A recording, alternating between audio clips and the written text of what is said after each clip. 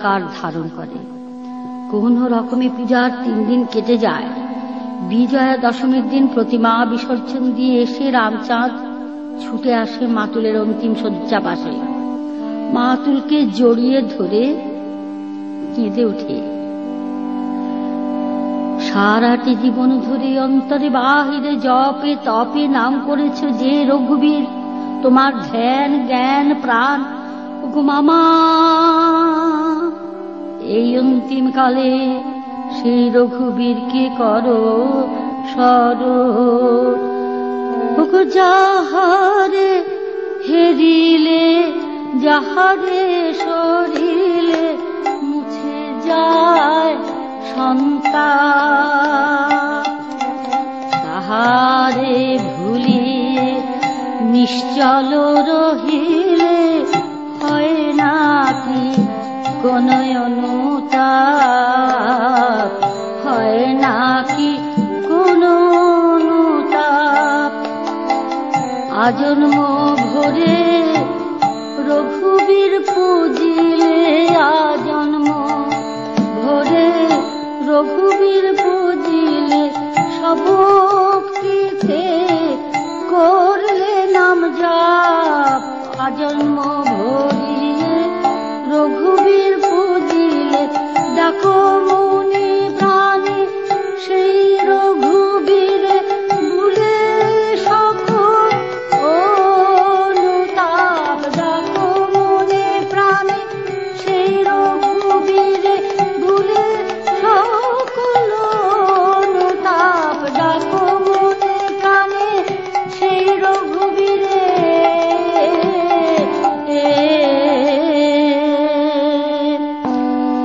মুমূর্ষু ক্ষুদিরামের কানে রঘুবীরের নাম প্রবেশ করতেই চৈতন্য হয়ে ক্ষুদিরাম ধীর কম্পিত ক্ষীণ ভাষে বলেন, রামচাঁদ, অন্তরে সাড়া পাই কার? এ প্রতিমা তুই বিসর্জন দিয়ে এলি, যে প্রতিমা তুই বিসর্জন দিয়ে এলি তিনি এসেছেন বুঝি আমায় নিয়ে যেতে। ওরে, এবার আমার সময় হয়েছে যাবার। কাছে আয় বাবা, সে সাধ পূরণ করি।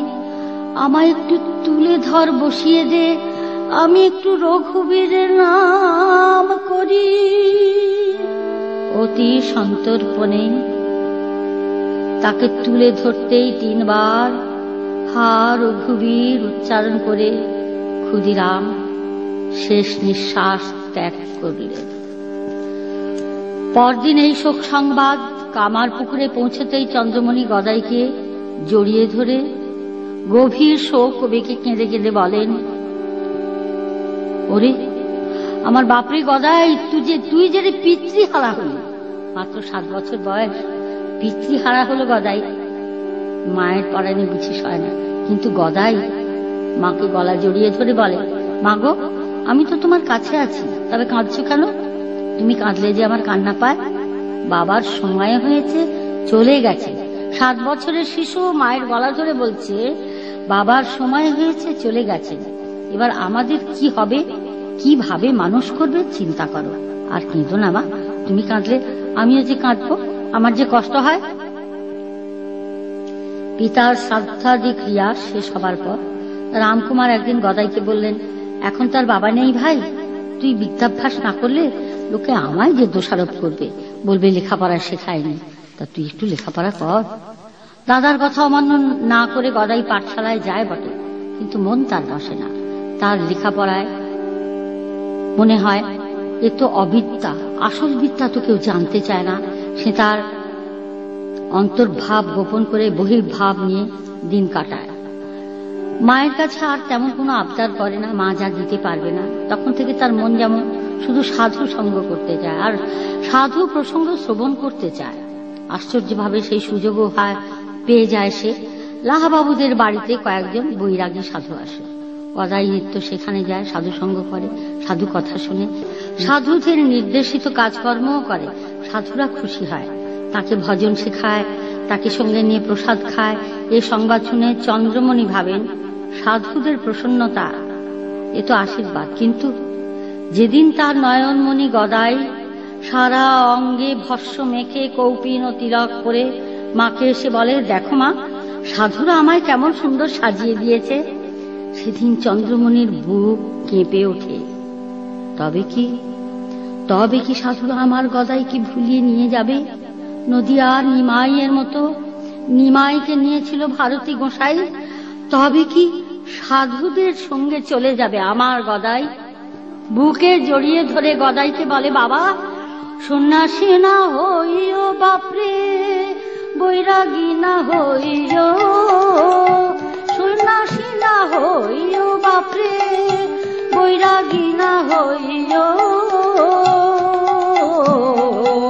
ঘরে বসে ইষ্ট নামটি মায়ের শুনাইও, ঘরে বসে ইষ্ট নামটি মায়ের শুনাইও। সবার লইয়া সংসার সদ্ভাবে করিও, সব সাধনার ফল মিলিবে এ কথা জানিও, সব সাধনার ফল মিলিবে এ কথা জানিও। মায়ের এই কান্না শুনে গদাই বলে, মাগো, তুমি আর কেঁদো না, তোমায় কথা দিলাম মা, আমি আর কখনোই সাধুদের কাছে যাব না। এই সংবাদ পরে সাধুদের কাছে এসে যখন পৌঁছায়, তখন সাধুরা আসে, এসে চন্দ্রমণিকে বলে, মা, ওমা, আমরা তোমার গদাইকে নিয়ে যাব না মা, কিন্তু গদাইকে তুমি আমাদের কাছে একটু যেতে দাও, আমরা বড় আনন্দ পাই, কারণ তোমার গদাই সরল রসে মুদের বেঁধেছে, তোমার গদাই সরল রসে মুদের বেঁধেছে। এখনো যদি না ছাড়ো গদাই, দুঃখ পাবে কাছে, এখনো যদি না ছাড়ো গদাই, কেন দুঃখ পাবে মা? ও মা, তুমি যে সবারই মাতা, সব সন্তানের কাছে তুমি যে সবারই মাতা, ও মা, সবার লাগি পাবে ব্যথা, ইহাই তো শাস্ত্রে আছে মা, সবার লাগি পাবে ব্যথা, ইহাই তো শাস্ত্রে আছে, সবার লাগি পাবে ব্যথা। চন্দ্রমণি তখন বলছে, জাদু আমার, তোমাকে না দেখলে ওদের মন খারাপ হয়, তা তুমি এক কাজ করো, তুমি যাও, তুমি ওদের কাছে যেও। মায়ের কথা মতো সাধুদের কাছে মাঝে মাঝে যায় গদাই, কিন্তু এদিকে গদাই চন্দ্রমণির কাছ থেকে বেরিয়ে মাঝে মাঝে প্রসন্নর কাছে যায়। প্রসন্নকে গিয়ে তার ঠাকুর দেবতার নানা রকম গল্প, প্রহ্লাদ চরিত্র, যা কিছু সে দেখেছে জেনেছে, সেগুলো বসে বসে তাদের শোনাতে শোনাতে কিছু ঠাকুরের কথা এমন অদ্ভুত শোনায়। প্রসন্ন তখন বলে, যে যাই বলুক রে, তুই আমার কাছে সত্যি সত্যি ঠাকুর, একদিন সারা জগতের লোক তোকে ঠাকুর বলে প্রণাম করবে রে, তুই এতটুকু শিশু, তুই এত কথা, এইসব জ্ঞান কোথায় পেলি? তখন গদাই বলে, ওসব কথা ছাড়ো তো, এখন যা করতে এসেছ তাই করো। চতুর গদাধরের কি বিচিত্র লীলারঙ্গ ধারা, ধরা দিয়েও সে চির অথরা, লীলাক্ষেত্রে কত ভান, পাছে পড়ে যায় ধরা, তাই নিজেই দেয় সতর্ক প্রহরা। এবারে একদিন প্রসন্ন ও ধনী সহ কামারপুকুরের বহু মেয়েরা মিলে আনোর গ্রামে বিশালাক্ষী মন্দিরে পুজো দিতে যায়। গদাইও তাদের সঙ্গে যায়। যেতে যেতে যেতে সে ঠাকুরের কথা শোনায়। গদাইকে প্রসন্নময়ীর বাৎসল্য স্নেহ ফল্গু ধারার মতো বয়ে যায়। গদাইকে ঘিরে প্রসন্নময়ীর বাৎসল্য রস ফল্গু ধারার মতো বয়ে যায়। গদাইয়ের মুখে সুমধুর হরিনাম শুনে প্রসন্ন সেদিন আর নিজেকে ধরে রাখতে পারে না। গদাই, গদাই রে, তোকে আমার মানুষ বলে মনে হয় না গদাই, একটু নাম শোনা। গদাই আপন মনে গান করতে করতে মেয়েদের সঙ্গে বিশালাক্ষীর মন্দিরে যায়।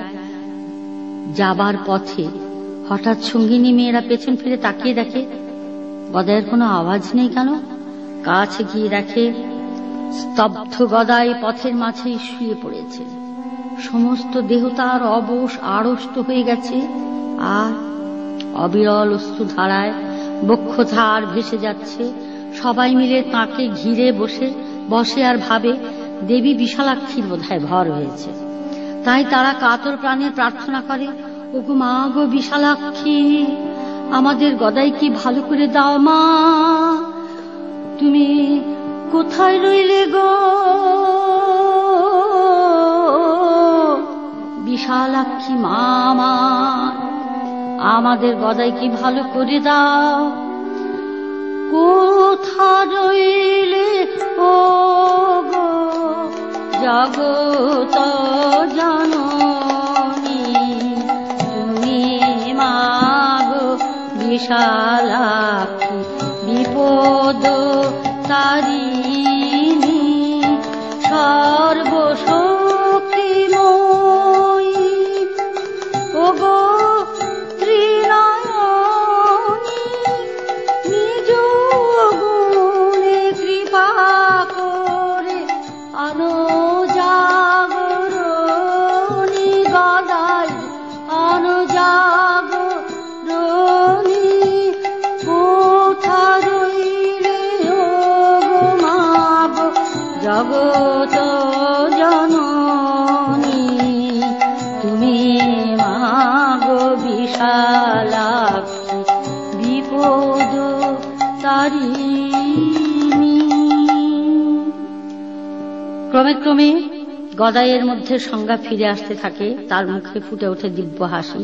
গদাইয়ের মধ্যে দেবীর আবেশ হয়েছে ভেবে সবাই তাকে দেবীজ্ঞানে প্রণাম করে, ভোগের নৈবেদ্য তার সম্মুখে সাজিয়ে দেয়। গদাইও ভাব মুখে সে ভোগ গ্রহণ করে। খানিকক্ষণের মধ্যে সে সুস্থ হয়ে ওঠার পর সবাই মিলে মা বিশালাক্ষীর মন্দিরে গিয়ে মা বিশালাক্ষীকে দর্শন করে বাড়িতে ফিরে আসে। এদিকে কামার কন্যা ধনী সন্তানের মুখ দেখা যার ভাগ্যে মেলেনি। গদাইকে সে আপন ছেলের মতো স্নেহ করে, যখন যা রান্না করে তাই গদাইকে খাইয়ে শান্তি পায়। একদিন ধনী বলে, বাপরে গদাই, তুই ব্রাহ্মণের ছেলে আর আমি ছোট জাতের মেয়ে, তুই আমার হাতের রান্না খাস বলে মাঝে মাঝে আমার বড় ভয় করে রে। যদি কেউ জানতে পারে তবে তোকে যে কত লাঞ্ছনা সইতে হবে ভেবে আমি ভয়ে মরি। গদাই বলে, সে কি কথা গো, তোমার আনন্দের জন্য আমি কি না করতে পারি বলো, কি তোমার ইচ্ছা আমি পূরণ করব, তুমি যা বলবে তাই হবে। ধনী বলছে, ভেবে দেখ গদাই, করবি তো পূরণ? গদাই বলছে, হ্যাঁ বলছি তো মা, করব। তা বলছে, ধনী বলছে, তোর উপনয়নের দিনে আমি তোর ভিক্ষা মা হব। মা বলে ডেকে তুই আমার কাছে প্রথম ভিক্ষা নিবি, পারবি গদাই? মা ডাকে, কত যে সুধা, পারবি গদাই পারবি? তুই প্রথম ভিক্ষা মা বলে আমি ধনী কামার নি, আমার কাছে তুই ভিক্ষা নিতে পারবি? ওরে গদাই, ওরে মা ডাকে যে কত সুধা, জুড়ায় মায়ের স্নেহের ক্ষুধা, মা ডাকে যে কত সুধা, জুড়ায় মায়ের স্নেহের ক্ষুধা, মা ডাকে যে কতই সুধা। মানা হয়ে মায়ের দাবি পুরাতে করিস না দ্বিধা, ওরে মানা হয়ে মায়ের দাবি পুরাতে করিস না দ্বিধা। তুই মামা বলে আসবি কাছে কাটাইলে সকল বাধা, ওরে মামা বলে আসবি কাছে তবেই পাবো পরম শান্তি, কেটে যাবে সকল ধাঁধা, তবেই পাবো পরম শান্তি।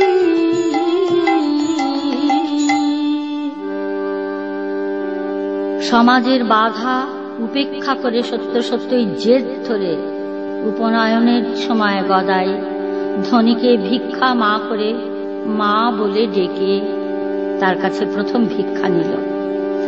গদাইয়ের বয়স তখন 10 বছর। লাহাবাবুদের বাড়িতে পণ্ডিতদের এক ধর্মসভা বসেছে। গদাই এক কোণে বসে ধর্মালোচনা শুনছে।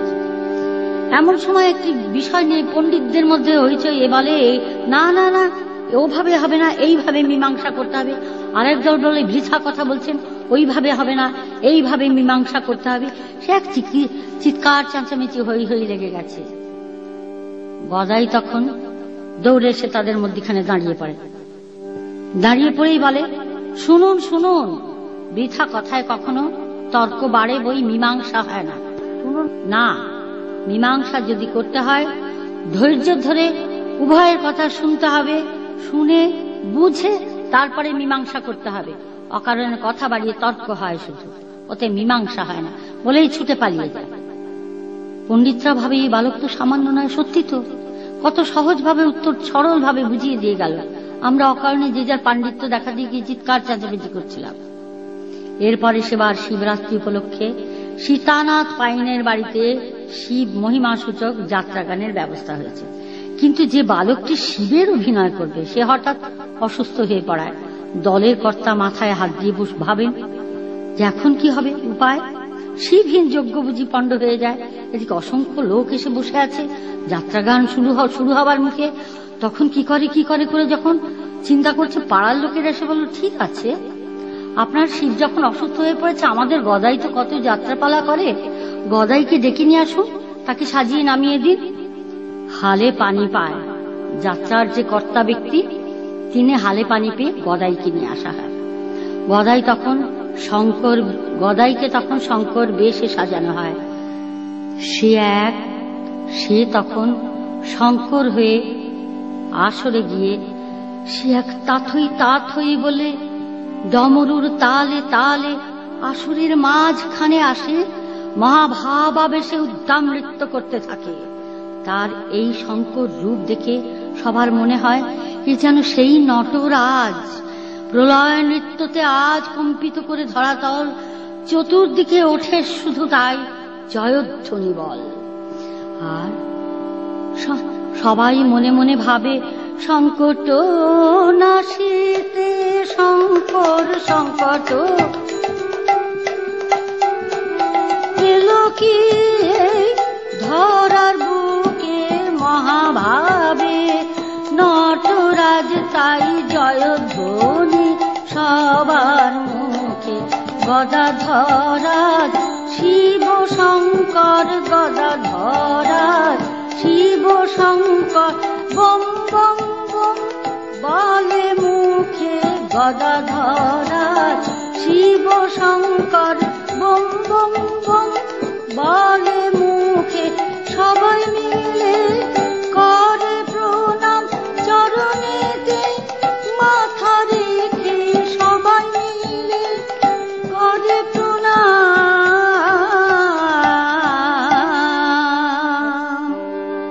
নাচতে নাচতে গদাই অলৌকিক ভাবাবেশে অচৈতন্য হয়ে মাটিতে লুটিয়ে পড়ে। সবাই মিলে ধরাধরি করে তাকে বাইরে নিয়ে এসে সারা রাত কেটে যায়, গদাইয়ের চৈতন্য ফেরে না। খবর পেয়ে চন্দ্রমণি ছুটে এসে বলেন, ভয় নেই গো, গদাইয়ের মাঝে মাঝে ওই রকম হয়, তোমরা একটু দূরে সরে দাঁড়াও, আমি দেখছি। এই বলে চন্দ্রমণি তার চোখে মুখে জল ছিটিয়ে দিয়ে হাত বুলিয়ে দিতেই গদাইয়ের জ্ঞান ফিরে আসে। তারপর চন্দ্রমণি ছেলেকে নিয়ে বাড়ি ফিরে যায়। এদিকে কামারপুকুরের পরম বৈষ্ণব শ্রীনিবাস, ডাকনাম চিনু, ধর্মশাস্ত্রে তার অত্যন্ত দখল। গদাই ফাঁক পেলেই শ্রীনিবাসের আঙিনায় এসে ধর্মশাস্ত্র আলোচনায় সময় কাটায়। ওই শিবরাত্রির ঘটনার পর থেকে কোনো দেব দেবী দর্শনে বা নাম কীর্তন শ্রবণে গদাইয়ের ভাব সমাধি হয়ে যায়। প্রথম অবস্থায় চন্দ্রমণি বড় চিন্তা হয়, ক্রমে ক্রমে সেই চিন্তাও তার কমে যায়। কারণ তিনি দেখতে পান সমাধি ভঙ্গের পর গদাই আবার স্বাভাবিক মানুষের মতোই কাজকর্ম করে বেড়ায়। একদিন ঠাকুর ঘরে রঘুবীরের সামনে বসে গদাই যখন ধ্যান করছিল, সেই অবস্থায় তার ভাব সমাধি হয়ে যায়। চন্দ্রমণি ঠাকুর ঘরে প্রবেশ করে দেখেন কি ভাব বিমোহিত গদাইয়ের মাঝে আজ বিচিত্র খেলা চলেছে। ও অঙ্গ ঘিরে কি গদাইয়ের মধ্যেই ফুটে উঠেছে রামরূপের মুদ্রা, আবার ওই রামরূপের মুদ্রার মধ্যে উদ্ভাসিত হয়ে উঠেছে শ্যামরূপের মুদ্রা। মোহন মুরলী অধরে নিয়ে সে যেন বাঁশুরি বাজায়, আবার ধনুর ধারী রামরূপে নিজেরে বুঝায়। এ দেখে চন্দ্রমণি পুলকিত অন্তরে সবাইকে ডেকে বলেন, ওরে কি কোথায় আছিস, ওরে তোরা আয়, দেখে যা দেখে যা, একই দেহে ত্রেতার রাম আর দাপরের কৃষ্ণের এ কি অপূর্ব মিলন। একই দেহে দুই রূপ রাম শ্যামের মধুর মিলন। কে কোথায় দেখে যা রে আমার গদাই রাম রাধা রমন, কে কোথায় দেখে যা রে আমার গদাই রাম রাধা রমন। প্রেমানন্দে বলো হরি, প্রেমানন্দে বলো হরি, ধন্য হবে মানব জীবন। প্রেমানন্দে বলো হরি, ধন্য হবে মানব জনম। প্রেমানন্দে বলো হরি। জয় রাম কৃষ্ণ, জয় রাম কৃষ্ণ, জয় রাম কৃষ্ণ, জয় রাম কৃষ্ণ, জয় রাম কৃষ্ণ, জয় রাম কৃষ্ণ, জয় রাম কৃষ্ণ, জয় রাম কৃষ্ণ। রাম কৃষ্ণ, রাম কৃষ্ণ, রাম কৃষ্ণ।